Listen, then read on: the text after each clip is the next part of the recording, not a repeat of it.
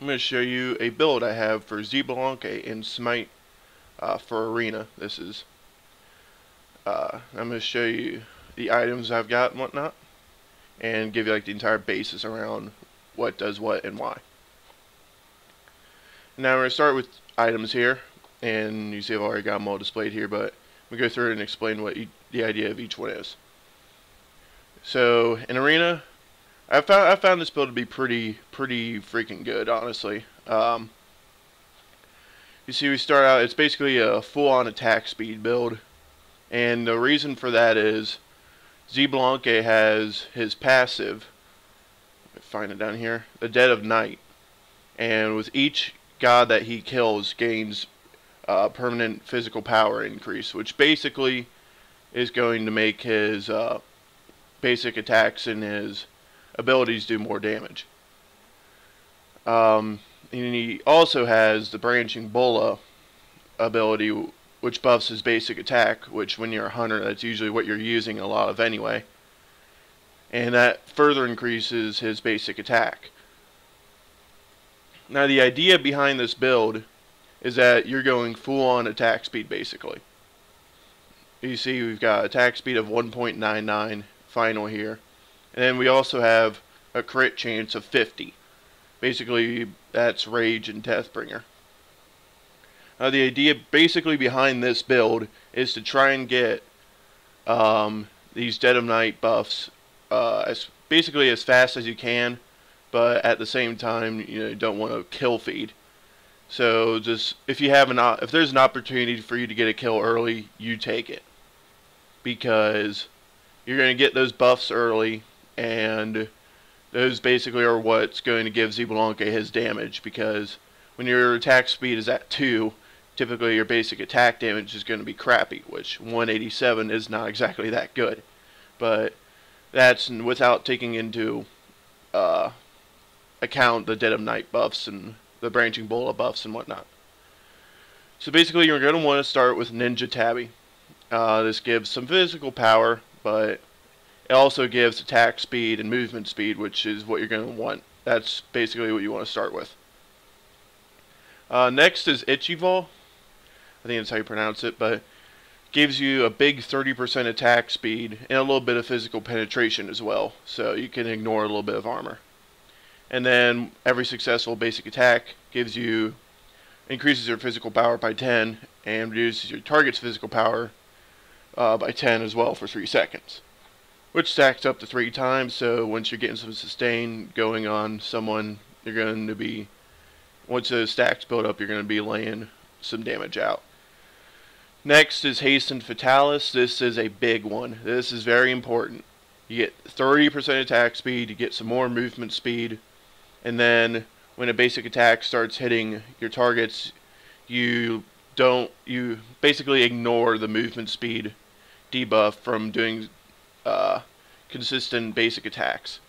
So you just keep hitting them over and over and over. You're never going to slow down like you would normally.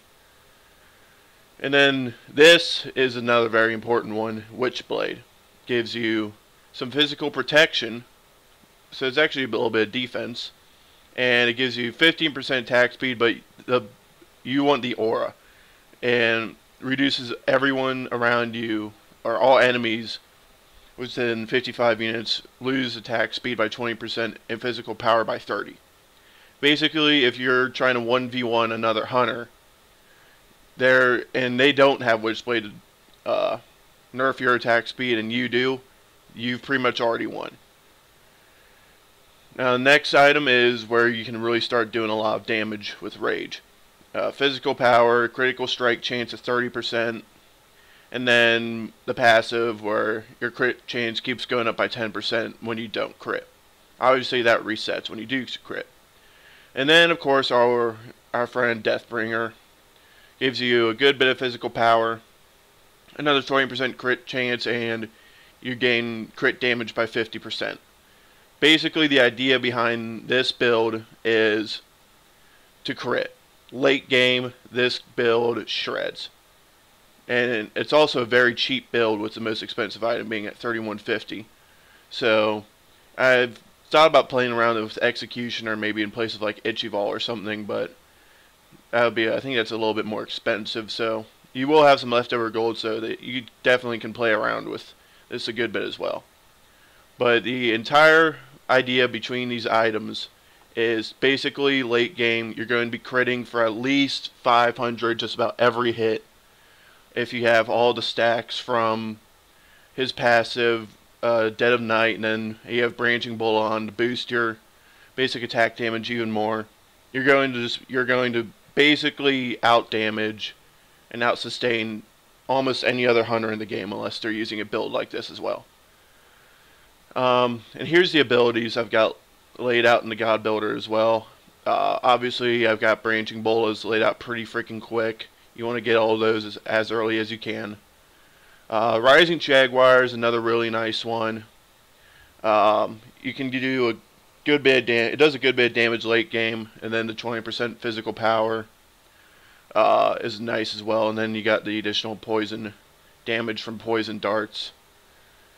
Poison darts honestly is the weakest ability. Basically, you're going to want to just combo it with the Rising Jaguar additional damage. So that's basically what you're going to want to go for. Obviously, Darkest of Nights, you want to get that any chance it comes available. Darkest of Nights really is just for chasing someone down. I've seen more than anything though. That's basically what it's really good for. Now I'm going to do a little bit of gameplay. Alright, so gameplay wise, this might not have actually been the best game to show because I got kill snatched like no other in this game. I ended up with 20 assists, but and with that being said, I still did a decent amount of damage, and still late game got a good few kills, even without even finishing my build, since I got kill snatched so much. I ended up with more assists than our tank did, so I assisted on just about every kill in the game on our team, but screw you, Cupid, you freaking kill snatched me big time. But as we saw, I actually got some kills with poison darts, which actually is really rare when I'm playing this build. Basically, I don't think I had Rising Jaguar at the time, or didn't feel like burning it, so I was able to get a couple of cheapos with poison darts. I also was getting focused a lot of this game by Ravana, so he was kind of trolling me a little bit. But overall, I still finished 7-5, I think it was, so it was still a decent game, but I had just too many kill snatches to really get a ton of gold going, so it wasn't one of the better games, but trust me when I say this build will shred late game. Thanks for watching.